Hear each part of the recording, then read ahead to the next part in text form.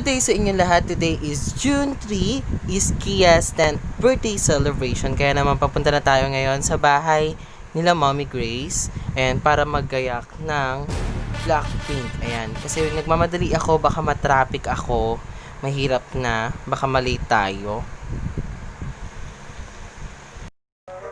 Tapos wala pang masakyan ngayon.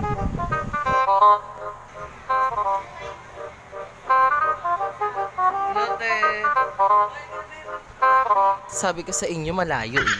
Alright, ang first step natin is kinabit ko muna yung mga curtain or cortina sa ceiling nila Mommy Grace, which is ang ginamit ko ay tantax at dinikit ko lang siya doon sa ceiling nila. Tamang-tama dahil yung ceiling nila is kahoy lang, kaya madaling makabit.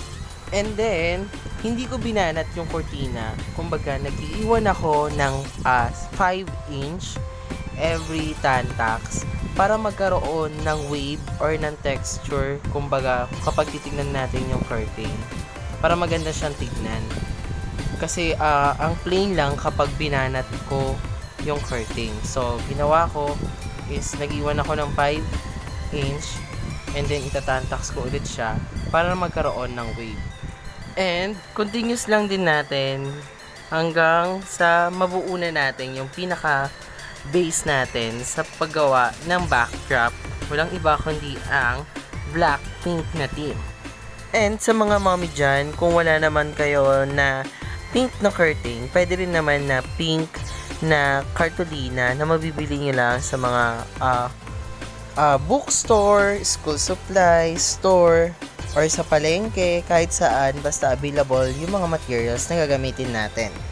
And this time, gumamit naman ako ng papel de hapon or crepe paper na color black, which is, ang team natin is black pink. Kaya naman, ang ginawa ko, kinabit ko lang yung mga papel de hapon and then tunis ko lang siya ng paikot.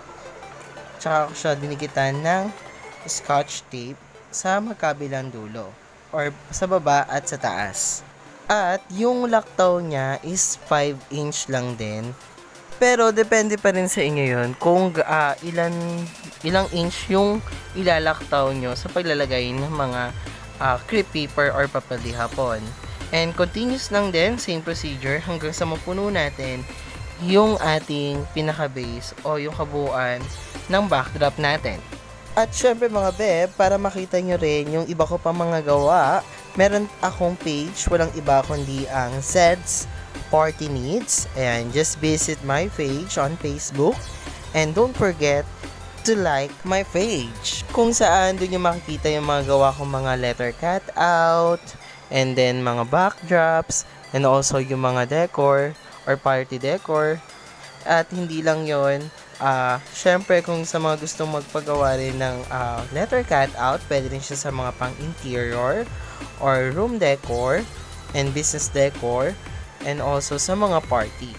And also mga beb, syempre pag gagawa tayo ng mga decor or kahit ano man mga passion nyo sa buhay, is huwag nyo kakalimutan na lagyan natin ng puso para maganda yung kalabasan ng ating mga ginagawa. Kaya doon dadamay yung mga customers natin through suggestion and repeated customer. At ikakabit na natin yung letter cut out. Ayan, walang iba kundi Gia at 10. Kagabi ko lang siya ginawa. And this time, gagawa naman tayo ng balloon. Syempre ang balloons, hindi mawawala ang balloon sa mga kiddie party. At syempre, ang color ng balloon is black and pink pa rin. So, inuna ko yung black. Ang ginawa ko is same size lang sila na size 10. At pinagsama ko. And alternate lang ang gagawin natin mga bep. Black, pink na alternate na pillar. And then, yung pillar na yon mamaya, ilalagay natin siya sa may ceiling. Sa may top ng ating pinaka-backdrop. Bali sa paggawa ng balloon pillars, ang gagawin nyo lang is paluboy ng balloons at pagsamahin ito.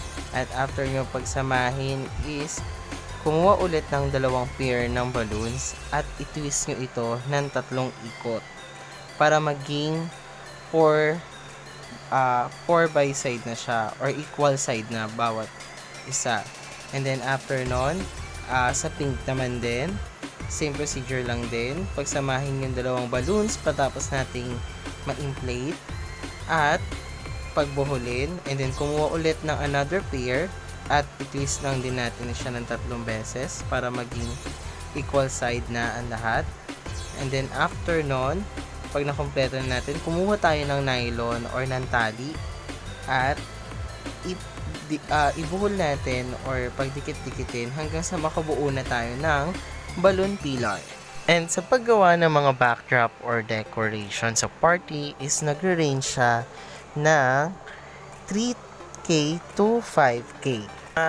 Gantong simplihan pa lang yon. Iba pa yung mga bonggahan talaga. Sa mga bonggahan, nagre-range ang parties decor or party stylist ng 10K to 50K.